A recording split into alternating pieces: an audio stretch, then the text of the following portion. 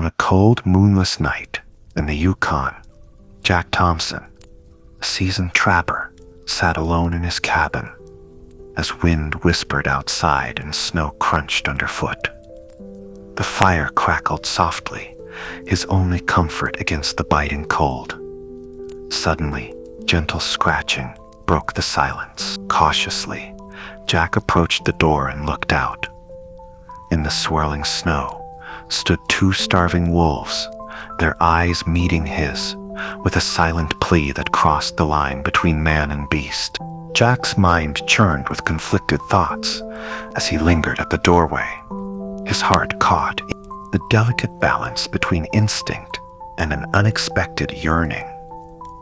For years, solitude in vast, indifferent wilderness had taught him to trust only what he could see, and to fear lurked in the shadows. Every fiber of his being screamed caution. Wild predators, dangerous, unpredictable forces of nature that had no place within the safety of his cabin. Yet, tonight, in the midst of that relentless isolation, the pleading gaze of the two approaching wolves, own loneliness, silent cry for connection and warmth. In a land that offered nothing but cold, stirred something deep within him. It was as if, in their eyes, he recognized a reflection of his indifference with the present. Jack recalled the countless winters where the only company was the howl of. In that fraught moment, memories of long, lonesome nights spent by his modest fire mingled, the wind and the eerie whispers of the forest. He remembered the days when the wilderness, solace in unexpected encounters, had seemed an endless enemy, its icy grasp tightening with each passing season. And now, a fragile hope blossomed within him that even the most hardened heart could find. Slowly and deliberately, Jack reached for the heavy iron latch on his cabin door. His calloused fingers trembled slightly, not from fear, but from the weight of years spent building walls around himself. With a soft click, the lock yielded, and he gently pushed the door open. A sliver of darkness. The pale glow spilled out across the snow, scattering shadows and softening the golden light, burst forth into the merciless night, a warm beacon that cut through the cold, sharp edges of the winter landscape. In that instant, the chill that had clung so fiercely to the world beyond the threshold began to relent, as if the light itself whispered promises of refuge and tenderness. The door creaked open on well-worn hinges, and for a moment the world seemed to hold its rendered vulnerable by hunger and the harshness of their existence. Their breaths, visible in frigid air, formed delicate clouds that mingled with the gentle luminescence emanating from breath. At the threshold stood the two wolves, creatures of nature's raw design. Yet now, within, the larger wolf stood a few paces back, its eyes dark and thoughtful, while the smaller, one timid yet determined, stepped forward, leaving fresh, intricate patterns in the newly fallen snow. Each soft imprint spoke of cautious hope, a tentative dance between instinct and the possibility of trust. Jack's pulse, steady and resolute from years of enduring solitude, now beat with a surprising new rhythm, a cadence of burgeoning empathy that resonated with every inch of his being. Eyes met the soulful, pleading gaze of the smaller wolf, and in that silent moment, words were unnecessary. Instead, his voice, soft, earnest, and laced with the gentle authority of a man who had weathered countless storms, broke through the howling wind. "Come in," he murmured, solace. A simple declaration that for this night his cabin would be a sanctuary for all souls seeking the words of promise, a shelter from the brutal cold that reigned outside. It was a quiet invitation, patchwork of matted ice and faded strength. Took a tentative step forward. Its paws call of their instincts and the allure of the inviting light within. The smaller wolf, its fur. The scene seemed to slow as the two wolves hesitated at the doorway, caught between the wild gently into the soft snow, creating ephemeral patterns that quickly dissolved as if they were a movement laden with the unspoken understanding that sometimes survival depended on a brief mark of hope upon a vast canvas of winter. Each careful step was a leap of faith, embracing the unknown. Outside, the relentless wind moaned like an ancient dirge, yet inside, the interplay of light and shadow promised warmth. The golden glow that spilled across the threshold was not merely physical illumination. It was an emblem of compassion in a landscape that had long been defined by harshness and solitude. As Jack stood there, framed by the doorway, he felt the tender tug of connection, a reminder that even in a world that prized self-reliance and guarded hearts, there was room for empathy and kindness. In that quiet exchange of glances, the boundary between man and beast began to blur. Jack's eyes, etched with the memories of a life lived amidst both beauty and hardship, softened as silence, his only companions, the flickering flames and the distant sounds of the wilderness, beheld the raw vulnerability of these creatures. He recalled long nights where he had sat in. Those nights, loneliness had been his constant shadow. But now, faced with the eyes of these, the gentle, insistent pressure of the wolves' presence transformed the air around the doorway. Weary wolves. He recognized a shared solitude, a mutual understanding of the bitter cold, both isolated and defined the outside world. A declaration that warmth and compassion could, if only for a fleeting moment. It was as if the very act of inviting them in was a defiant rebellion against the cruelty of the bridge, the gap between life's relentless hardships and the promise of a kinder tomorrow.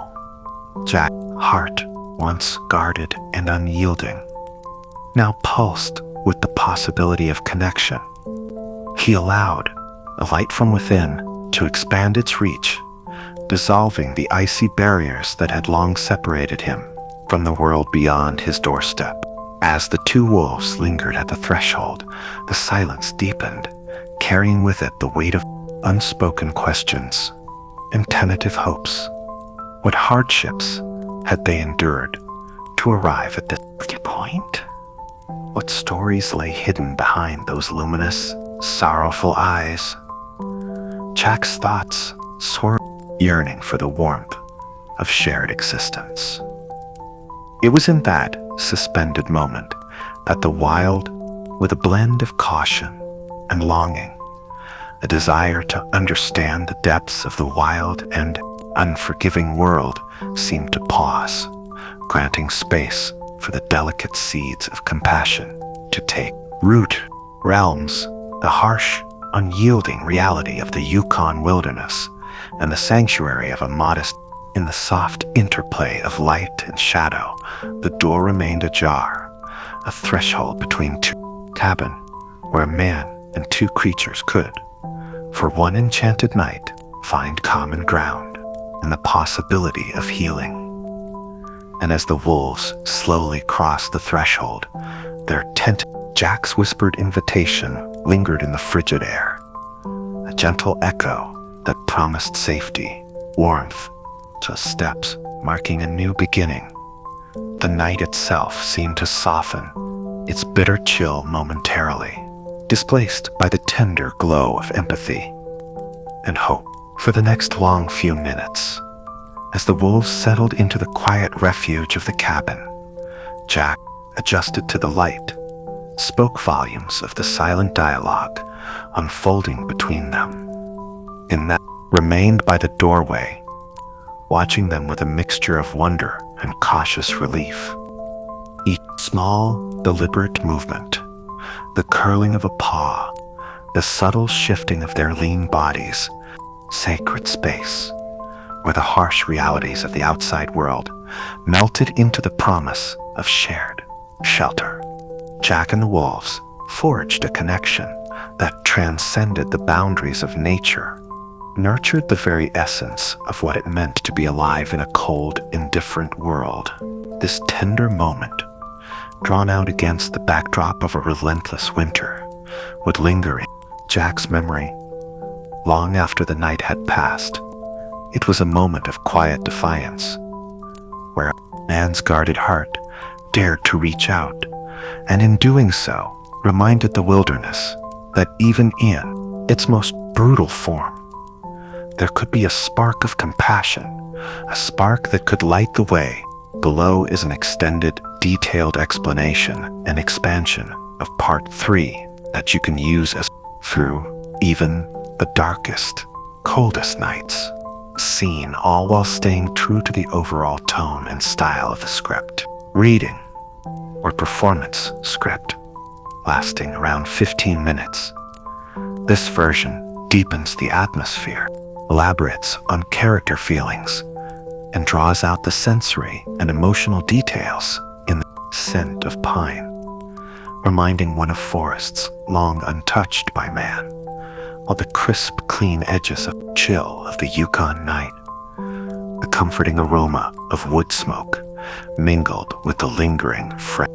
Inside the humble cabin, the air carried a warmth that was almost sacred after the relentless. The frozen outdoors seemed to soften at the threshold. The interior was modest, built with rough-hewn timbers and simple furnishings that bore the marks of years in isolation. Detail of this small haven told the story of survival against nature's harshness. Quiet strength now found refuge in the gentle glow of the fire. Their eyes, sharp and full in this sanctuary, the two wolves, recently ushered in from the merciless cold, moved with hesitant grace that belied their wild origins. Their bodies, thin from hardship, yet imbued with unspoken questions, darted from shadow to shadow as if trying to decipher every flicker of light, language, an interplay of movement, and stillness that carried the weight of ages, each subtle cast by the dancing flames. For a moment, the flickering shadows on the walls became a silent. The larger of the two, a creature with a deep, soulful gaze and scars that mapped out tales of Gesture of the wolves was a testament to the delicate balance between their instinctive caution and the newfound hope sparked by the inviting warmth, force, but by compassion. Its movements were deliberate and graceful, as if every inch forward past battles edged slowly toward the hearth.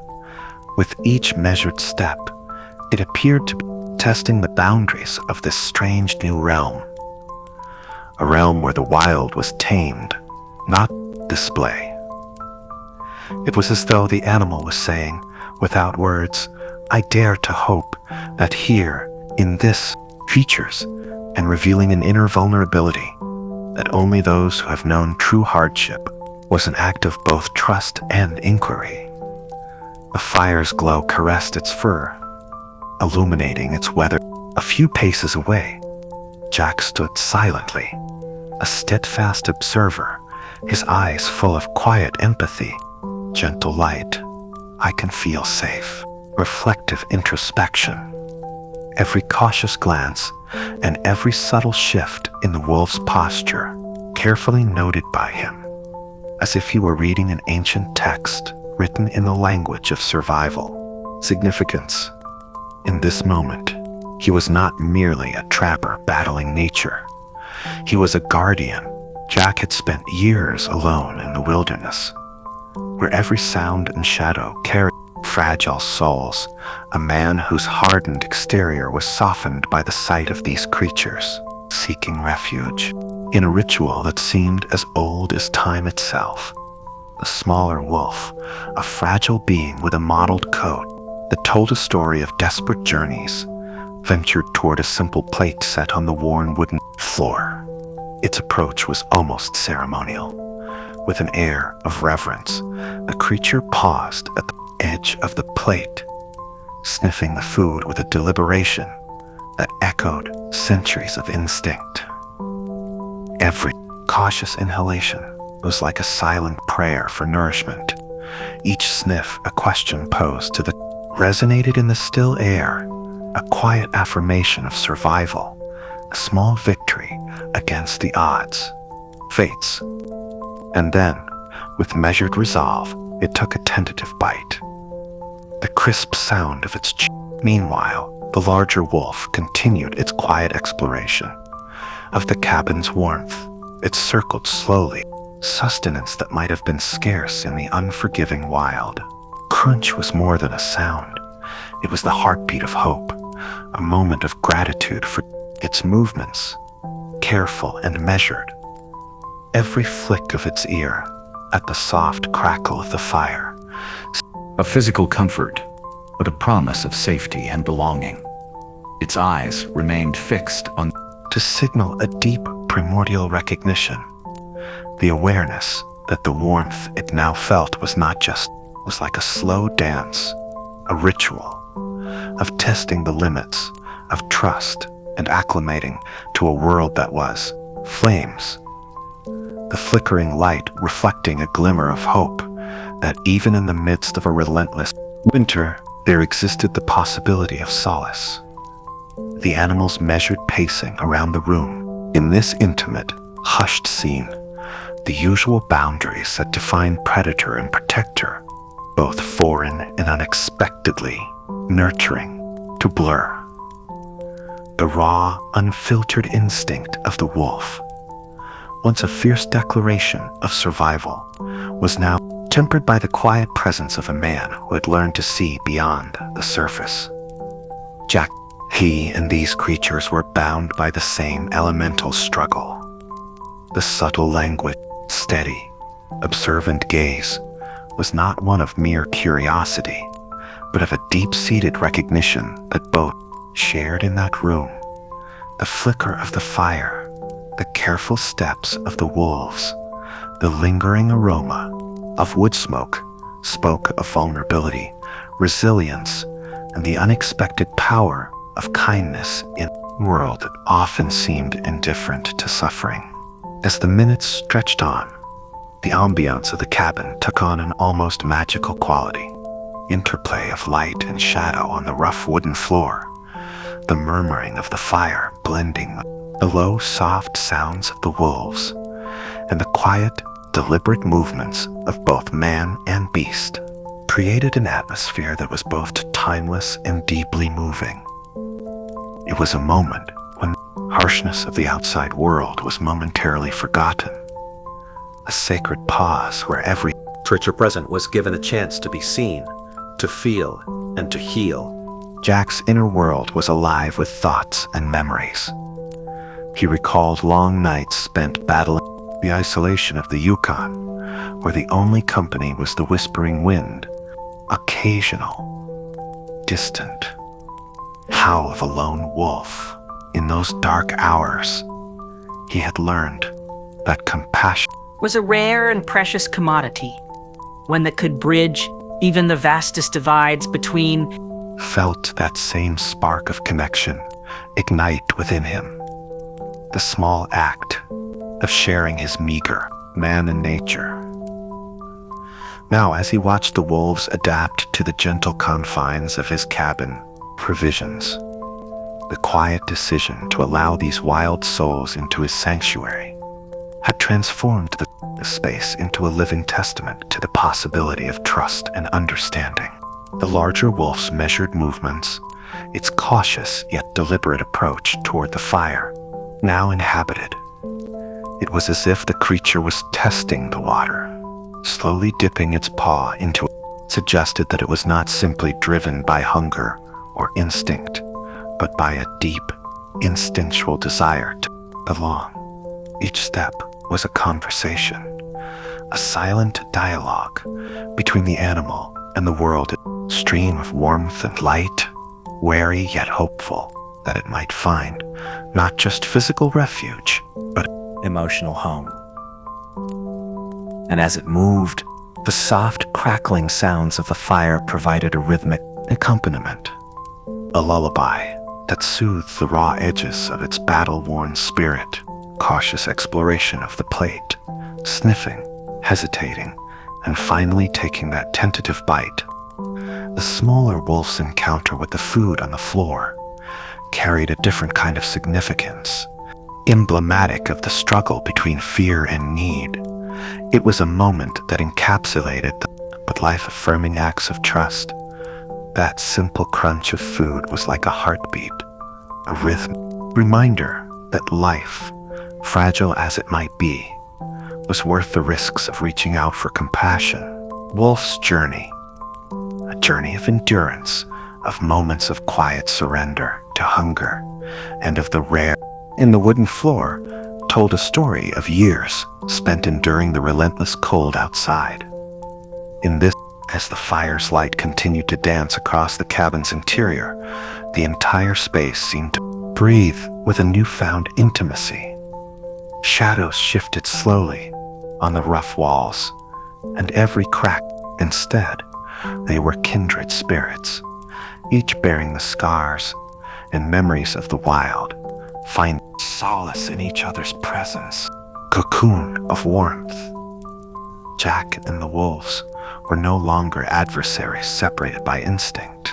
Predator and prey softened into gradients of vulnerability and hope. The wolves, so accustomed to time, measured not by the ticking of a clock, but by the quiet evolution of trust and the slow, deliberate movements of healing, seemed to stretch out. In that space, the harsh lines, nothing but quiet and understanding. Their eyes, once hard and wary, now reflected the flickering light with a soft luminescence, a mirror to the shared recognition that they too deserved. To the brutal laws of nature, now found themselves in the gentle realm of a man who offered warmth and compassion. Shift in posture. The way the smaller wolf's head tilted in a moment of curiosity when it tasted. Jack's silent vigil continued as he observed every nuance, a slight twitch of an ear, a subtle food. Each action was a thread in the tapestry of trust they were slowly weaving together. Atmosphere was thick with the promise of unspoken healing, as if the very air in the cabin was charged with the power to mend what had long been broken by loneliness and hardship. In that intimate setting, the night deepened, and the room took on an almost dreamlike quality. The fire's glow softened, and the shadows grew longer, wrapping the space in a gentle embrace. Jack felt a profound sense of gratitude, mixed with a tinge of melancholy, recognition that moments like these were rare and precious, fleeting gifts in a world defined by isolation and strife. Yet, amid that bittersweet awareness, there was also a sense of possibility. The possibility that trust, however tentative, could blossom into something, was a silent promise that the wild could be both fierce and gentle, that the hardened heart of transformative. The delicate bond forged in those quiet minutes was more than just a meeting of two worlds. Man could find empathy in the eyes of a creature born of the wilderness. It was an affirmation. Elements. There existed a spark of light, a spark of compassion and hope that could, for a brief, but even in the relentless cold of the Yukon, where every day was a battle against a moment illuminate the darkness. As the cabin settled into a hushed stillness, with the wolves now more at ease in their unexpected sanctuary, Jack allowed himself to reflect on the beauty of the connection they had begun to nurture. In that small, unassuming room, far removed from the chaos of the frozen movements and the steady, reassuring beat of a compassionate heart. It was a moment outdoors. A silent symphony played, a symphony composed of shared glances, gentle, quiet defiance, against a world that often offered only harshness in return. A moment when the boundaries between predator and protector dissolved into a singular truth that in vulnerability there is strength, and in kindness the power to heal.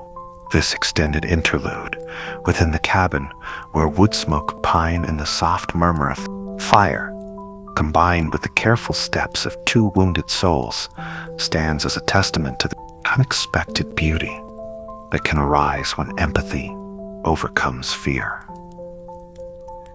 In the fading glow of the winter night, as the wolves found their tentative footing in the warmth of human kindness, Jack silently vowed that no matter how many winters he had yet to face, this fleeting communion would forever remain etched in his memory, a beacon of hope in a land where every day was as the first pale light of dawn crept through the frosted windows, the darkness of the long night, struggle for survival, began to yield to a fragile promise of a new day.